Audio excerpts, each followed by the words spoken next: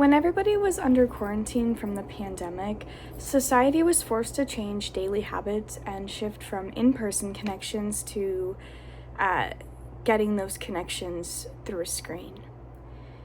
Remote work was a temporary fix and a necessity for many people. Now it is something that we encounter on our day to day lives.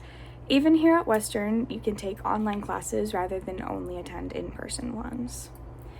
The number of people participating in remote work has skyrocketed tremendously since the pandemic.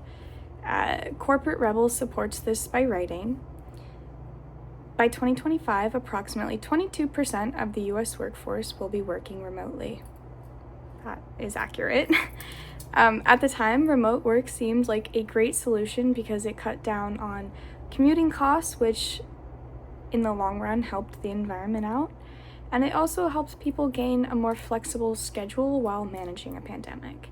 A good example of this is families who were dealing with younger kids trying to do online learning.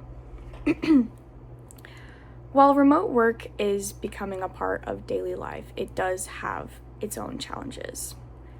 Asynchronous Agile points out that employees can feel disconnected from their coworkers, and rather than seeing them as someone they can count on and go to, they see them as a resource.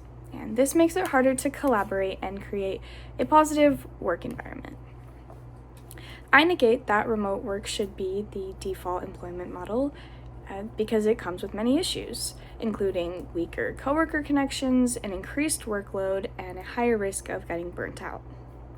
Today, I will give two main reasons that support my negation.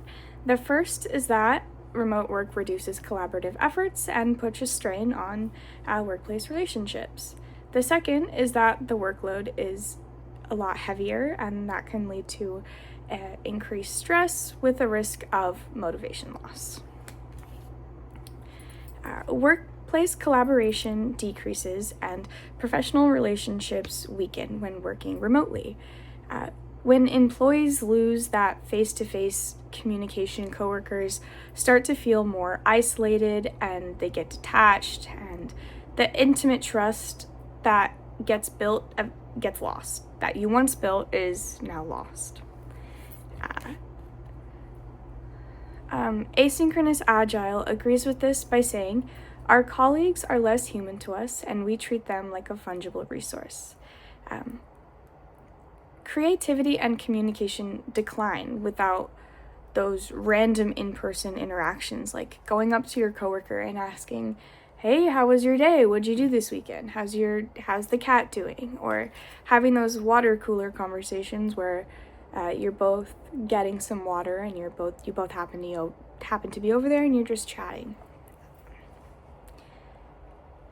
A study conducted by the Microsoft Research Division noted that results from the study show that firm-wide remote work caused the collaboration network of workers to become more static and siloed with fewer bridges between disparate parts. Teamwork and collaboration suffer when the group dynamic decreases. Employees will become less likely to open up and share their own thoughts and feelings about their work. Like if they have any original ideas, they'll be less inclined to share them. And then the sense of unity is going to get lost. After a while, this leads to lower morale and the workplace culture is disrupted. Remote work also blurs the lines of work and home life, increasing employee workload and the risk of just getting completely burnt out and overwhelmed. When there's no separation between work and personal time, employees may find it difficult to switch off from the work mindset or have enough time to decompress. They need to have a clear end to the workday because remote employees often feel pressure to do extra work or reply to messages when they aren't on the clock. They have total access to their technology all the time. They can work really whenever, and they they should be able to reply to emails, but they're not clocked in, and sometimes it's hard to see the difference. A study by Harvard Business Review found that remote workers spend about 48 more minutes per day working than those in the office, and meeting times increased by 13%. So adding on to this, I have another quote from TravelPerk, and that's 38% of employees suffer remote work burnout because they feel pressured by management to work more hours, and 86% of remote employees have experienced high levels of exhaustion. When this happens, productivity goes down and mental health decreases. Workers and companies are going to get affected by this in the long term, as the employees that they have are going to find it hard to maintain a healthy work-life balance, and that could lead to early resignation.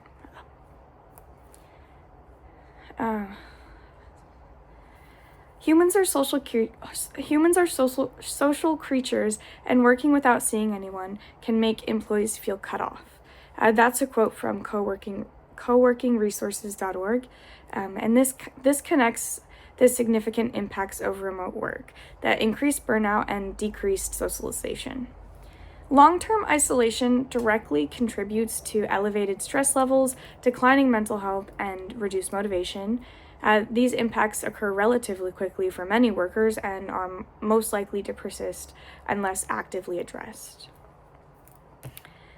Even though remote work might seem convenient, it should not become the default employment model because of the long-term issues that stem from it.